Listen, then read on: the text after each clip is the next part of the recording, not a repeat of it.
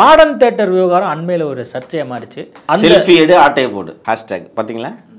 சொல்லுங்க. இல்லை, அதான் இப்போ அந்த விவகாரம் தொடர்பாக ஸ்டாலின் அவர்கள் விருப்பப்பட்ட அந்த இடத்த கொடு அப்படின்னு சொன்னதாக தான் அந்த உரிமையாளர் சொல்கிறார். ஆனால் இவங்கெல்லாம் இவ்வளோ அவசரப்பட்டு திடீர்னு இது நெடுஞ்சாலைத்துறை கட்டுப்பாட்டுக்குள்ளே வருது இந்த பகுதி அப்படின்லாம் சொல்வதற்கான பின்னணி, இதுக்கு பின்னாடி ஸ்டாலின் இருக்காரா? எதுக்கு பின்னாடியும் ஸ்டாலின் இல்லை. இங்கே திருப்பி ஏதோ சிஎம்க்கு இதில் ரோல் இருக்குது அதில் ரோல் இருக்குன்றது மாதிரி ரொம்ப கஷ்டப்பட்டு நீங்கள் ட்ரை பண்ணுறீங்க. எதுலேயுமே ஸ்டாலின் ரோல் இல்லை. அவர் அந்த மாடர்ன் தியேட்டர்ஸ் உரிமையாளர் நான் சிஎம்ஐ சந்தித்தேன், கேட்டப்போ நான் வீட்டில் கலந்துக்கிட்டு உங்களுக்கு தகவல் சொல்கிறேன்னு சொன்னார்ன்றது வரைக்கும் தான் அவர் சொல்கிறாரு இல்லைங்களா? சீரியஸாகவே நான் சொல்கிறேன், ஸ்டாலின் அவர்களுக்கு இது எதுவுமே தெரியாது.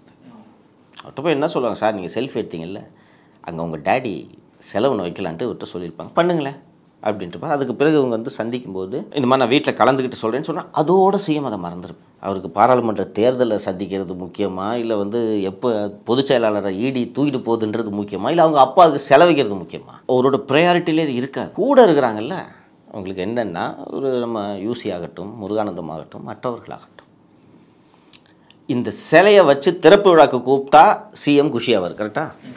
சிஎம்க்கு வேலை செய்கிறத விட இந்த விழாக்களில் கலந்து கொண்டு சிறப்பிப்பது தான் பிடித்தமான விஷயமாக இருக்கிறது. ஸோ அன்றைக்கி ஒரு ஈவெண்ட் நடத்தணுன்னா சிஎம் ஈவெண்ட்டுக்கு வருவார். செலிப்ரிட்டி இல்லை, அப்போ hi hi hi hi hi கை காட்டு ஃபோட்டோலாம் ஷூட் பண்ணிட்டு கட் அப்படின்னா போய்ட்டு வருவார். ஸோ அது போல் இவர்கிட்ட சொன்னது, சார் இதை வைக்கலாம் அப்படின்னு சொன்னால் அதோடு அவர் ரோல் முடிஞ்சு போச்சு. பண்ணுங்களேன், இவ்வளோ தான் சிஎம் சொல்லியிருப்பேன். நான் உறுதியாக நம்புகிறேன், சிஎம் போய் அடிச்சு பிடுங்கு அவங்கக்கிட்ட ஹைவே செட்டுன்னு சொல்லி புல்டோசர் விட்டு அந்த ஆர்ச்சை இடின்லாம் சிஎம் சொல்லியிருக்க மாட்டார் சார். நான் நம்புகிறேன்.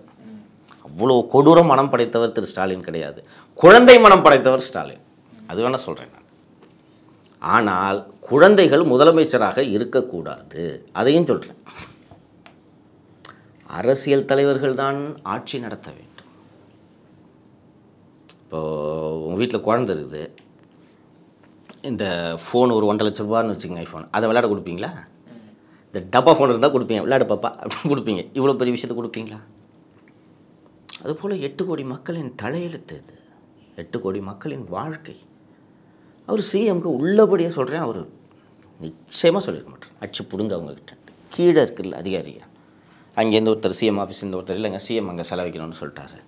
சொன்னோடனே இவங்களா இதற்கான வேஸ் அண்ட் மீன்ஸை பார்க்குறது. ஓ சிஎம் சொல்லிட்டாரா, அது என்ன பண்ணியோ, என்ன கொடுக்குறியா இல்லையா, சிஎம் சொல்லிட்டார் செலவைக்க சொல்லி அப்படின்னா அவர் இல்லைங்க நாங்கள் சிஎம்கிட்ட சொன்னோம், கேட்டுட்டு சொல்கிறோம் அப்படின்னு சொன்னோம். சிஎம் சொல்லிட்டாரு, கொடுக்கலன்னா புல்டோசரை விட்டு இடிப்பேன், ஹைவேஸ் லேண்ட் அது தெரியுமா, எல்லாம் கீழே இருக்கவங்க பண்ணுறது. சிஎம்மோட இன்னொரு சிக்கல் என்னென்னா, இந்த மாதிரி பண்ணி செல்ஃபி ஆட்டையை போட்டுன்னு ஒரு நாள் பூரா ட்ரெண்ட் ஆகிற அளவுக்கு அவருக்கு அவப்பெயரை ஈட்டி தந்து விட்டார்கள்.